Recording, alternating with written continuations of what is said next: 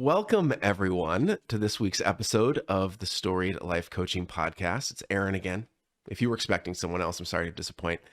I want to talk to you today about compassion and kindness and how knowing the difference between them and then using them to a greater extent in your personal life for your personal stories that you're building for yourself, as well as your professional life and the business you're building for yourself, and those stories will help you get greater results. But I want to tease these two apart and show you how they work together in order to create the kind of environment that you will love working in and living in.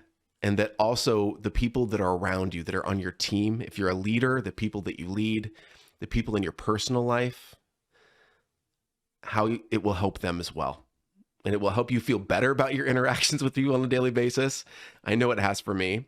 And it also will affect other people for the better as well. So these are all good things. This is a win for everyone. So this is something that it's worth our time to explore and figure out, because compassion and kindness are a little bit different from each other, but they often get confused. And so we're going to talk about that. And I want to start off with a little bit, as I often do, with a story of how this can actually improve your interactions with people in small ways that can have large impacts as well. So I actually was calling in to book some air travel recently. My wife and I are planning this amazing trip for our much delayed because of pandemic reasons, but our anniversary trip. And so we belong to this concierge service because we have business accounts with the airline, and we called in. And I called in, and it was one of those times where as soon as someone answers the phone, I don't know if you've ever been in this situation, but as soon as someone answered the phone, I could tell that they were having a day. Like their voice was a little bit shaky, and maybe somebody had yelled at them in the previous call that they'd had or something like that. And I could tell they were very tentative, but that this person needed a break. And they told me a little bit about their day and what was going on and apologized for having to wait so long. I let them know it was no big deal. Hey, it's absolutely fine. In fact, you need to take a quick break. I don't mind if you want to take my number down. I know you can call me back. Why don't you call me back? And then we can talk about booking my travel. It's not a big deal. And they thanked me, and I could tell they were a bit surprised that someone was treating them like a human. By the way, we all need to do a better job of treating our customer service people that we call on the phone. I know it can be frustrating experiences that we're going through, but there's humans on the other end of those lines, and we need to take care of each other. What this episode is all about. But they called back, not that long later, like 30 minutes, maybe 45 minutes later, and I could tell that it was just a completely changed person. That by giving them a little bit of time and showing compassion, that now their day was going a little bit better and had a better chance of us having a good interaction. And here's the thing, I benefited from it immediately. This small act of compassion and then kindness resulted in me having an amazing experience with them. I could tell, were going over and above trying to help me make sure that I had the best connections and the shortest amount of layovers and the best creative ways in order to be effective as far as how much money we were spending and how much time we could spend at each location, and suggestions for what they would do in order to ensure that we just had a very delightful experience and a great trip. And I so appreciated it. And this is just an example of how showing compassion for someone else and then following up with an action of kindness, even if it's a small way, like the interaction I'm talking about, it makes you feel great, and it makes them feel amazing as well. And it can lead to greater results for you. I'm not saying that that's the reason that you should do it because you get stuff, but hey, if you get stuff because of the fact that you're compassionate and kind to other people, I don't think that's a bad thing. I think you might agree with that as well. I actually saw a post about this just recently from Adam Grant, by the way. I love Adam Grant. If you haven't read any of his books, or if you haven't followed him, even if you follow him on Twitter, I think he posts on Instagram now as well. And a lot of times they're just the screen caps of his Twitter posts. But they're wonderful. And there was one in particular on compassion and on kindness. And one of the reasons I love Adam Grant is because he talks about something that resonates emotionally with you, but he backs it up. He's a scientist, and so he backs it up with data of these are facts of why this actually is a thing, which I so appreciate. And he had some great points about this. He's like, why is compassion wonderful? It's because compassion and kindness, it reduces cynicism. Like in clinical trials, people's mental states are better and it reduces cynicism, going about your day and feeling like things are horrible. And then like those results manifesting themselves because you're in that mental state, you having an act of kindness for someone else actually reverberates back to you and helps you get rid of cynicism about people and their intentions. Pretty cool. Being kind to yourself, statistically, lessens exhaustion. So if you're feeling burnt out, which a lot of us are right now, whether it's at work or at school or all the things that we've been going through over the last several years, that exhaustion can build up, right? We've heard a lot about burnout. And so being kind to yourself and showing yourself kindness immediately can lessen that sense, that feeling of exhaustion. And kindness, when you give kindness to other people or to yourself, it restores a sense of belonging, especially when you're doing it externally to someone else. If you're a leader, this is really important, and I really want you to listen. This is something that I've been practicing as well, and I've been encouraging those in our organization to practice as well with us as well as our customers, it's when you extend kindness to someone else, it makes them feel like that they belong, that they're not the other, that unless they perform and get everything right on the first try, that they then aren't valued and that they are an outlier. So kindness brings people in. They're feeling detached. It helps bring them back in and help them feel like they're part of the group and that they're cared for, which helps with performance for your employees, for the people in the team that you're leading. So it can be really important. And it helps with a sense of control and a sense of confidence as well. That person will feel more in control and feel more confident and will probably help you get better results, leader, out of that confidence and out of that interaction with you. If you're showing kindness instead of just treating them as a strict like employee relationship where it's only about what the result they produce or you don't care. So let's talk a little bit more about what the difference is. Now that we've talked a little bit about what it is and like why you might want to do it in your business and your professional life, let's talk a little bit about how compassion and kindness are different than each other, because they're very closely related to each other and important to each other, because one helps facilitate the other one, but they're not exactly the same. So compassion involves understanding that someone is suffering and desiring to somehow alleviate that suffering. That's what it is. It's an emotional state. It's you recognizing as a human that, oh, this person's going through something right now in a little or a large way, and I would like to help them to suffer less right now. So that's what it is. It's not as action-based. It's emotional-based. It's you observing and then attaching an emotion to it. It is very empathetic. You may have been in a situation like that or know what that feels like. For instance, when I was talking with that person on the phone, that service representative, I know what it's like to have someone be angry with you on the phone. I think most of us do. So you can show compassion because of that empathy you have for them. A lot of times we, as we get older as well, we can find an experience in our own life that can relate to what that person's going through, even if it's not exactly the same. And that can help you generate that feeling of compassion. Now, kindness is different in that it is more action-based. If you are choosing an act of kindness, it's usually because you felt compassion for that person, and now you want to take a step, a tangible action step, in order to help alleviate that, to try and do something in order to help them out. If they're feeling emotionally in a pit, like how can you throw them a rope or a ladder and help them back out? Or let them know that you've been there before and listen, and then maybe offer how they might be able to change that situation. So kindness is an act when trying to help others that are in need of help. So it's action-based. Think of it that way. So compassion is more of the feeling that you generate for yourself or others.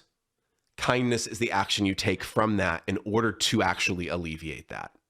which you can be very creative with. So if it helps you generate the feeling of compassion and it helps you, what are a few ways that you could do this in your business and your personal life and in the stories that you're working on? We're all about the base operating system here with Storied Life Coaching and for our business balance of our life as well as our life and how those two relate to each other and those base operating stories. And so how can this help in those different areas? So a business example might be, for instance, a salesperson. Let's say that you have a salesperson on your team or in a sales or a marketing capacity, and they're not hitting their target. Their marketing goal for the quarter, their sales goal for the quarter, it's getting to the end of the quarter. We've just had that happen just now where we've just ended another quarter and we're starting a new one. And they're feeling crappy. They're feeling scared because they haven't met the expectation, the result that they wanted to get. And you can tell that they're really beating themselves up. So that's a situation as a leader where you can go, you know what, man, if you've been a marketing or a sales leader, you've probably been in the trenches at some point yourself as well. And you know what that feels like to be behind, to feel like you're not living up to expectations, to feel like you're disappointing your leader, to feel like you're not pulling your weight. All of those things start to bog them down and actually are even lessening the result that they're getting. There's even less of a chance that they're going to be able to pull themselves out of this pit now because of the fact that they're beating themselves up, and you can tell that they're doing it. I see this all the time. So you as a leader can have compassion for that because you know you've been in a situation like that before. And because you have that experience, you can show kindness through the actions. Listening is an action. It doesn't have to be passive. So active listening, asking them what's going on, not just why they aren't hitting the number or why it hasn't happened yet, but asking them like some more questions about like, hey, what's going on right now? How are you feeling about the situation that you're in right now? Listening, participating, maybe showing them, empathizing with them that you've been in a similar situation, being a little bit vulnerable. And through that act is an act of kindness that will make them feel more included, that will make them feel like they're part of the team and make them feel valued. And from that sense of confidence, they now have a better chance of performing for you in your business. Kind of amazing how that happens, right? It can be so tempting. And I know that I've felt this way before. It can be so tempting to see that result not popping up that you agreed to with this salesperson or this marketing person and just immediately want to hold their feet over the fire for it. But the thing is, that might feel good in the moment, but you're probably going to feel crappy about yourself afterwards. And it's going to push you further away from the result that you want, because motivating people through fear, sometimes it has some short-term gains, but in the long term, it's not going to help you to build a team that's sustainable, and people are going to want to leave. Like that fear-based employee-employer relationship, man, it's not fun for you. It's not fun for them. It's not good for your results long-term. It's just not. Kindness and compassion will actually help you get more longer term results. It'll help you feel good about it in the moment, as well as the results you're getting. And it will help the employee be able to feel good about it, feel included, and do that as well. So that's just one example of how this can be applied, compassion and kindness, to your business. Sales or marketing example, lots of other examples that you could use as well. Now, for your personal life, I'm going to use an example. I want to bring it all the way around in a circle and make it a little bit meta on you to show you just how this can be like ripples in a pond and can reverberate when you're doing it. So if you start to be aware of the fact that through compassion and kindness, you can actually have better results in your life. Sometimes we lose our tempers, right? I know I have with my kids. Sometimes they're doing something. It's like I ask them to please take out the trash nicely 5 times. And on the 6th time that the trash is overflowing and someone has actually this has happened. Someone's put a smaller bag on top of the trash can because the trash can lid of the main trash can will no longer close. And so there's a smaller bag that one of my kids has placed on top of the trash can lid that will not close all the way and started to fill that with trash. And so it's balanced and about to fall off. I may have gotten upset about this and raised my voice. In fact, 100% I did, probably more than once. Now, as soon as I do that, I feel horrible about myself because I can see the look on my 9-year-old's face. And it doesn't help me get the result that I want, which is for them to be motivated to take out the trash before this leaning tower of trash Pisa happens. So I show kindness to myself or compassion for myself, the fact that I'm human. I just lost my temper. I'm a human. This is going to happen. I'm not going to beat myself up about it. I'm going to try to do better next time. I'm going to talk with my kid about it.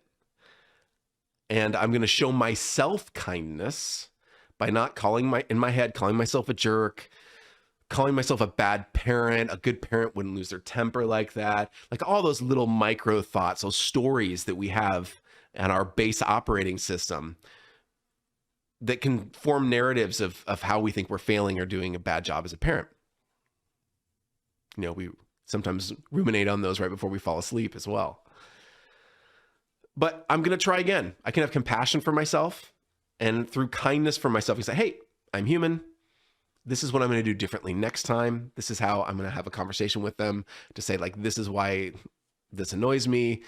These are the things that led up to this. How can we work together so that this doesn't happen again and I don't raise my voice? So I try to do better.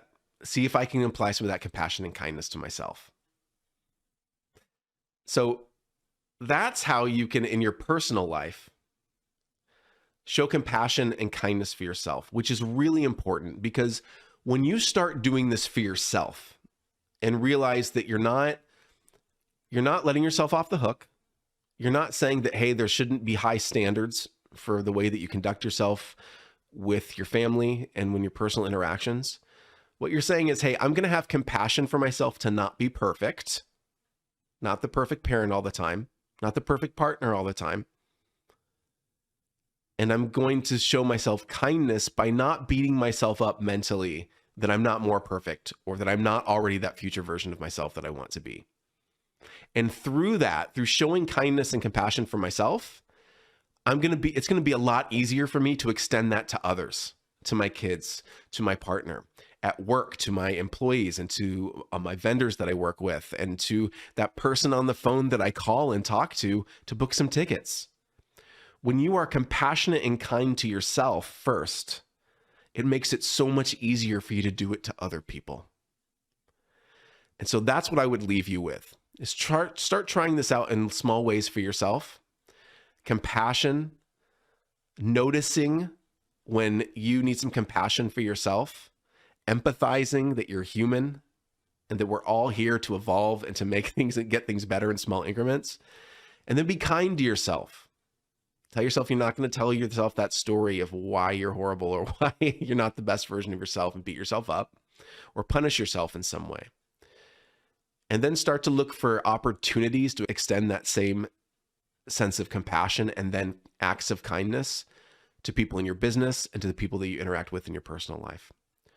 Once you start getting curious about it and noticing situations where you can choose compassion and kindness over that quick feeling of anger or that feeling of you said you were going to do this and you didn't do it, and so now I'm just going to be a jerk about it, you'll notice that you actually get better results in your personal life, that you feel better about doing it. It makes your life better. It makes you feel better, and it improves those relationships in your business and in your personal life. So try it out. Find a way to be kind to yourself this week, compassionate to yourself, and then see if you can find a person to cultivate some compassion and kindness for. We all have somebody in our lives that could probably use that right now. So try to think of a specific person in your life that you could do that for, or look for an opportunity to do it the next time you're getting coffee at your favorite coffee shop. Let's help the other humans, and let's help ourselves by realizing that we're human too.